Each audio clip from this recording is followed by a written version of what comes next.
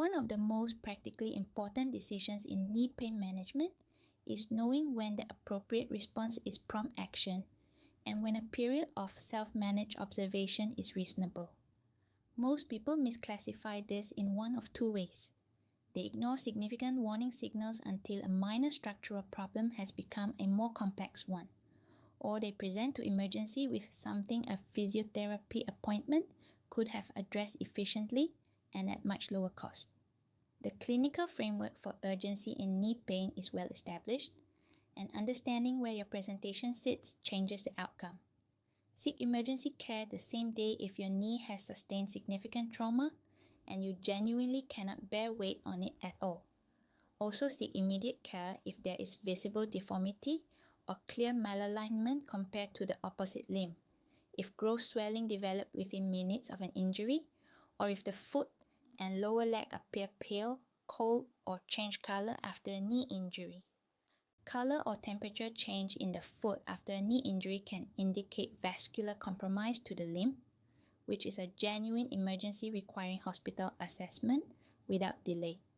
See a doctor or physiotherapist within 2 to 3 days if an acute injury has produced significant swelling that appeared within the first hour.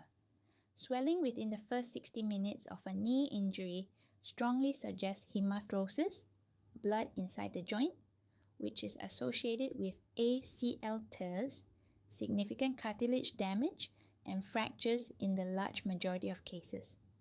This is clinically distinct from swelling that builds slowly over 4 to 12 hours, which is the typical effusion pattern of meniscus irritation and lower-grade ligament sprains.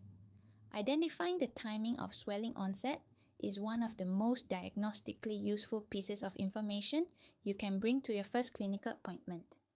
A simple way to record this: note the time of the injury and the time you first noticed significant swelling. That window is clinically meaningful in a way that a general description of knee swelling is not, and it changes what imaging the clinician is likely to recommend. See a clinician within the same week if your knee is locking, unable to fully straighten from a bent position when you try to extend it. True mechanical locking has a firm end stop at around 30 to 40 degrees of extension that prevents further straightening regardless of effort applied.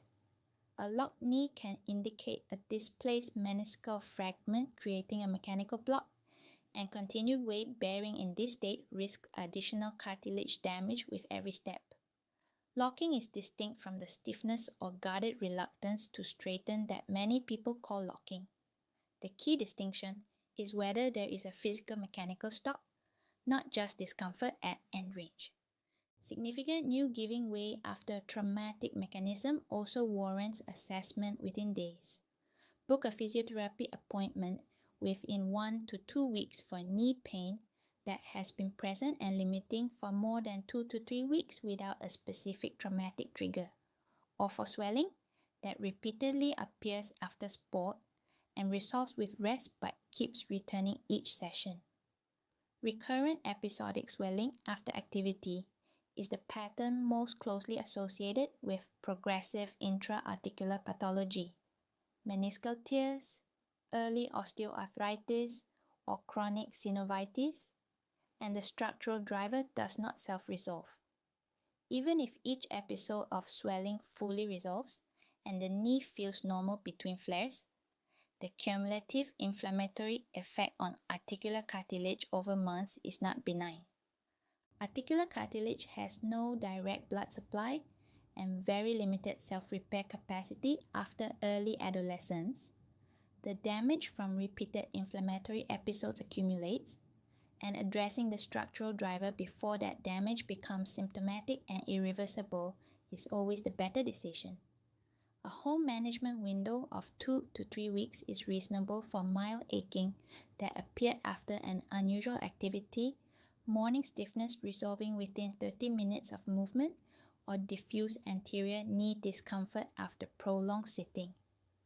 During that window, the most productive steps are activity modification to reduce the provoking load, targeted quadriceps and hip strengthening, and monitoring for any emergence of the red flag symptoms described above.